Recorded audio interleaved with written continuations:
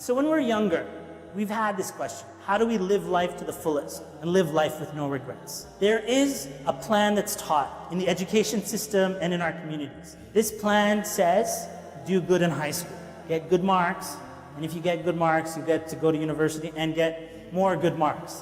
And if you get good marks, you'll graduate and you get a good job. And if you get a good job, you get a house, and then you have arrived. You have one life. Or you get a house and a car, and then you're worthy of being married. And then you get a wife, and then you live happily ever after at age 27. Remember I said, who's 33 years old? Because this story of what success is or live life to the fullest, it runs out of gas. And I would wish that everybody actually comes to the end of this chapter very soon in their life, so they can see that there's more to life than this. There's more to life than getting a house. There's more to life than just getting a car and just getting a job. Because now what happens after that? What happens when the person hits their 30s? They got the job, but they don't really like their boss, and they don't really like that person, this person. And they're just kind of not happy. It might not even be the job they kind of like. And then you got married. I won't say anything about the marriage, but I'll talk about the cars. You got this car. I always marvel at the cars. They look so shiny in the dealerships. But give it 5 days after you bought it, it's not so shiny. Especially with this winter, all the salt throwing on it, it's quickly rusted down, and you're like, subhanAllah, this was my dream like last week, and now what's happened to the car? So you've arrived at this point, maybe like you're in your 30s, early 30s, and then an alarm clock starts hitting. And this is the amazing thing about sadness. A lot of people try to shut off that alarm, try to press a snooze button on that sadness alarm. What that alarm is telling you is Allah created you for more than this. There's more that you need to do. But what people try doing in the sadness is pressing this alarm, the snooze button. And yeah, you snooze for about 3 months, and then the sadness kind of creeps up on you. What am I doing with my life? And you press the snooze button again for another 3 months, but then the sadness, as the years go by, the snooze button doesn't work as effectively as it did before. Then this sadness hits, and what I'm talking about is like universal human experience. Because the human being cannot go through life with no purpose. Allah subhanahu wa ta'ala commands that we have a higher purpose, and the body won't let the person just go through life, just eating and drinking and just moving on like that. So then the time comes. Here I'm going to give you what Islam teaches about this. And this isn't necessarily something that you're just going to open up a book and it's going to find it. I had to search for this and go through my own years of trying to discover. So what I'm going to be telling you about is something that you should take note of. I'm going to give you 5 pearls. The first of those pearls, how to live life to the fullest and with no regrets. Here's pearl number 1. You open up the pearl, you open up this clam, this oyster, and inside you see this first pearl. And the pearl says, understand that salah is your life's number 1 priority. The Prophet ﷺ said, the first thing, أول ما يسأل عنه العبد يوم القيامة الصلاة. The Prophet ﷺ said, the first thing the slave of Allah will be asked on the day of resurrection is as-salah. So if you're preparing your life not for retirement, but you're preparing your life for this life and the next, for both, and you know that the first thing that you're going to be asked about is your salah, then that's your number 1 priority. Because the Prophet ﷺ said, there's actually 2 narrations of it. One of them says, فَإِن صَلُحَتْ, that if his salah is correct, all of his actions will be correct. And if it's not correct, the salah, then all of his actions after that will not be correct. In another narration, the Prophet ﷺ said that if Allah accepts this person's salah, Allah will accept the other deeds. And if Allah does not accept the person's salah, then the other deeds will not be accepted. All the success in your life is found in your dua and in your salah. All your life success, including your house, including your spouse, including your good job, including your happiness, including your children getting good marks. Every single good thing in your life is in your salah and in your dua. It's right there. This is like the incubator of everything in your life. Now I say that, and you see a lot of people go to their prayer, it doesn't seem like this is the case. And if you look at people who do that, they're not making dua to Allah subhanahu wa ta'ala. They do their salah, they come in, come out, assalamu alaikum, and then they're back to work or just trying to make ends meet. But they're not actually going into their salah as if it is this incubator and with the power of dua. When Allah subhanahu wa ta'ala in one of the surahs, it's in Surah Al-Muzammil, Allah subhanahu wa ta'ala, that it said to the people of hellfire, what caused you to be in hellfire? What got you to this location? And they say, قَالُوا لَمْ نَكُ مِنَ الْمُصَلِّينَ. They say, number one, that we were never one of those people who did our salah. Salah wasn't part of our lives. In another verse, Surah Al-Mu'minun, Allah subhanahu wa ta'ala says, قَدْ أَفْلَحَ الْمُؤْمِنُونَ. Indeed, successful are the believers. And their number one characteristic, الَّذِينَ هُمْ فِي صَلَاتِهِمْ خَاشِعُونَ. Those who have khushu' in their salah. They're concentrating and they're putting their heart into their prayer. The first characteristics of ultimate success. We're not talking about like a small dunya success, but we're talking about dunya and akhirah success. That the first of those gems is that salah has to be your number one priority. Number two, pearl. So you crack open that oyster, and you're looking at the number two pearl, to live life to the fullest with no regrets. This pearl says that your career doesn't matter. Everybody frets about their career. What am I going to study? What does Allah want me to study? This degree or that? Allah, what do you want? So pearl number two, that your career does not matter.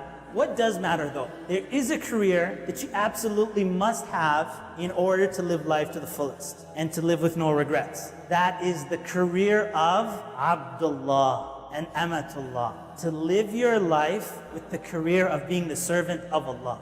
Then you have no regrets. Does anybody go to Jannah, look back at the dunya and say, man, I wish I had studied something different in university? There's no regrets. But somebody in hellfire who might say something like that. May Allah subhanahu wa ta'ala protect us.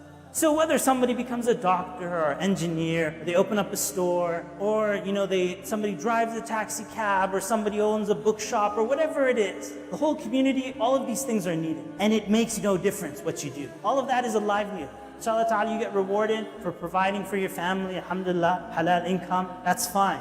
But in the grand scheme of things, living life to the fullest and no regrets, it does not have anything to do with your career. It has all to do with living your life worshiping Allah subhanahu wa ta'ala. Living your life as Abdullah, or living your life as Amatullah. Number three, life will throw at you some hard times and some good times. You basically have two things thrown at you, happy times or difficult times. So some of you are in happy times, even though you might be frowning and stuff like that, I understand. And sometimes there's just a plateau, nothing's really moving. But if nothing's really moving, something's coming very soon. It's either going to be happy or it's going to be sad. If you're not doing anything about it, it's probably going to be sad. The Prophet ﷺ taught us how to face this, right? How to face the ups and how to face the downs. And then if you do this, and I would say that telling you how to do it is different than you actually mastering it. And the Prophet ﷺ said, عَجَبًا لِأَمْرِ الْمُؤْمِنِ إِنَّ أَمْرَهُ كُلَّهُ لَهُ خَيْرٌ. Amazing is the affair of the believer, or the life of the believer. So amazing, in my language, so awesome. The life of the believer, everything that happens to a believer is khair for that person. Is khair, is better for them. Prophet ﷺ said, if something difficult happens to the believer, they're patient and it's better for them. If something good happens to the believer, they're thankful and it's better for them. And then the Prophet ﷺ said, وَذَلِكَ لَا يَكُونُ إِلَّا لِلْمُؤْمِنِ. And this is only for the believer. Meaning that it's something that you train, it's iman that you work on, to be able to be patient and to be able to be thankful to Allah subhanahu wa ta'ala. So oyster number three, face life with sabr or shukr. Sabr means patience and shukr means thankfulness. A fourth oyster is prioritize your regrets from now. So if you look back at yesterday, what do you regret from yesterday? You can answer the question yourself, but if you look back, you might regret that, number one, that you might not have paid full attention in your salah. You might regret certain good deeds that you didn't really do that you hoped you had done. You might regret not spending some time with family, right? You might regret, maybe if your parents are in the old age, maybe you weren't as nice to them as you could have been. Or you didn't really take the opportunity to show your love to them in the past day. And that's just yesterday. What do you regret? Now, what about the past week? I know if you've been in university, it's very easy to say, well, I regret not reading, the homework. Now I have to cram for it. I regret this, I regret that. What do you regret in the past week? And then you work your way backwards. If you were to say 1 year, in the past year, what do you regret? And a lot of those things will be projects that you wished you had done, you never did it. Some ideas that you had that you never really executed on in the past year. And I won't say the past decade, what you regret. Maybe you're still young and 10 years ago is a long time. But if you start making that list, things that you wish you had done, and start prioritizing it, what do you really regret? And you make your own list of really the things that you regret in the past day, in the past week, in the past year, or longer than that. And now, once you do that thing, moving forward, you have a list of how to live your life.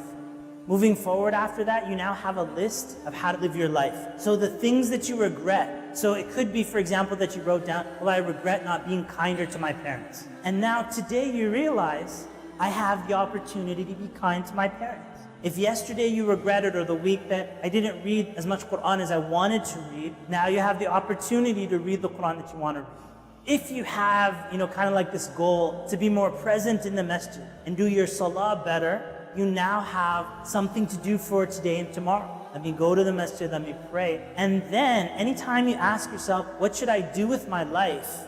Prioritizing your regrets now gives you the way forward. And finally, the last oyster. The oyster says that Allah controls the world and not you.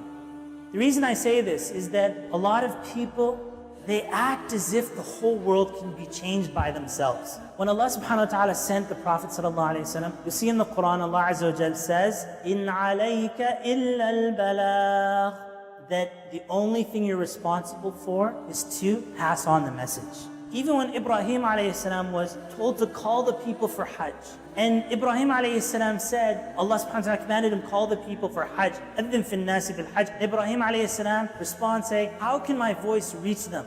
And Allah subhanahu wa ta'ala says, it's not your responsibility for your voice to reach them, it's your responsibility to pass on the message. And Ibrahim alayhi salam called the people to Hajj. Until today, thousands of years later, people are still answering that call, and the voice reaches. And I'm saying this one from my own experience working in the da'wah. The analogy that I give for it, that you're not in control, Allah subhanahu wa ta'ala is in control, and the power is in Allah subhanahu wa ta'ala's hands. The analogy that I give is like a train. This train and Allah's deen, Allah subhanahu wa ta'ala is pushing the train forward.